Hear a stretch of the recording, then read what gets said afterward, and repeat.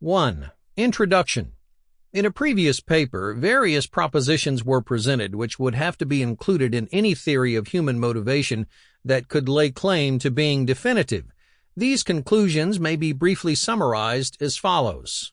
1. The integrated wholeness of the organism must be one of the foundation stones of motivation theory. 2.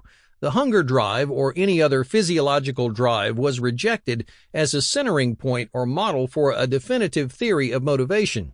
Any drive that's somatically based and localizable was shown to be atypical rather than typical in human motivation.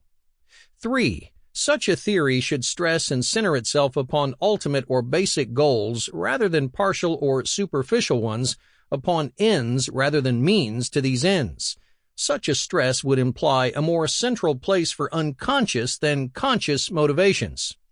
4. There are usually available various cultural paths to the same goal. Therefore, conscious, specific, local cultural desires are not as fundamental in motivation theory as the more basic unconscious goals. 5. Any motivated behavior, either preparatory or consummatory, must be understood to be a channel through which many basic needs may be simultaneously expressed or satisfied. Typically, an act has more than one motivation. 6. Practically all organismic states are to be understood as motivated and as motivating. 7. Human needs arrange themselves in hierarchies of prepotency. That is to say, the appearance of one need usually rests on the prior satisfaction of another, more prepotent need. Man is a perpetually wanting animal. Also, no need or drive can be treated as if it were isolated or discrete. Every drive is related to the state of satisfaction or dissatisfaction of other drives. 8. Lists of drives will get us nowhere for various theoretical and practical reasons. Furthermore, any classification of motivations must deal with the problem of levels of specificity or generalization of the motives to be classified. 9. Classifications of motivations must be based upon goals rather than upon instigating drives or motivated behavior.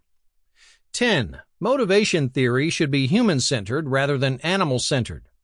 11. The situation or the field in which the organism reacts must be taken into account, but the field alone can rarely serve as an exclusive explanation for behavior.